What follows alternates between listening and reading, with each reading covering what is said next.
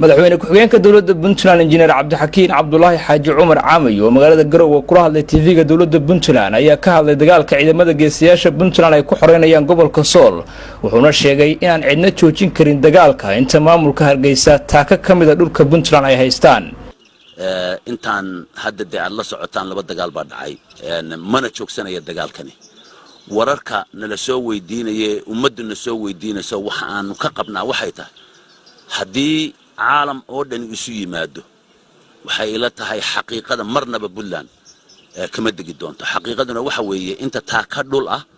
أو أي بلان لا هاي سومالي لان هاي ستو أما مامل كاسي أو هاي ستو دجال كان اسمه تأجدونه أنتوا دونا بهجارو وحيلا تهاي إن ماذا يرير إلا سو مرن حبابي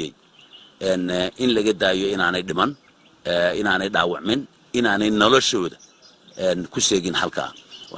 madaxweyne ku-xigeenka ayaa dhinaca kale si kulul uga hadlay dhibaatada maamulka Hargeysa ku haya shacabka magaalada Laascaano isagoona beesha caalamka ugu baaqay inay fiiriyaan haweenka dhalinyarada waxgaradka iyo suxufiyiinta sida xaqdarrada ugu xiran xabsiyada Laascaano isagoo injineer Caame Xusay in maamulkaasi nafla caariga uu miciin biday xariga shacabka waxaan sheegayaa international community-ga iyo Soomaalida oo aan Soomaalida horeysiinayo international community-gana dambaysiinayo in maamulkaas nafla caarig baan hadda u arkaa waxa uu sameeyay runtii maamulka nafla caariga ah in uu ummadii dhibay xabsiga ka buuxiyay dumarkii iyo ciyaalkii iyo nindoorkii xabsiyada ka buuxaan waxaan maqlayaa UN-ta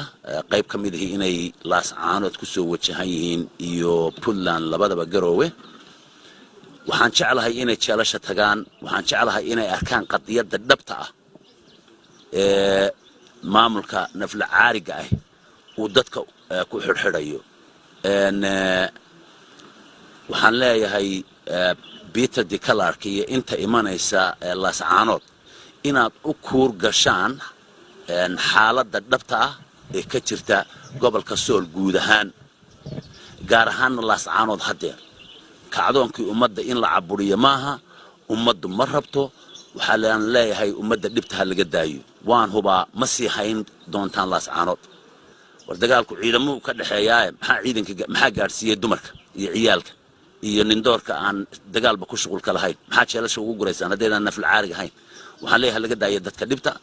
international community-gana waxaan leeyahay haadan iyo waxaan aad wadaan intaad iska daysaan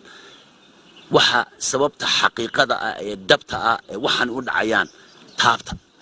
haddaad wax ka qabanaysaan wax ka qabta haddaad Laascaanood tagtaan jeelasha eega dadka xirxiran eega jeelasha waxa imika ku jira waa dadkii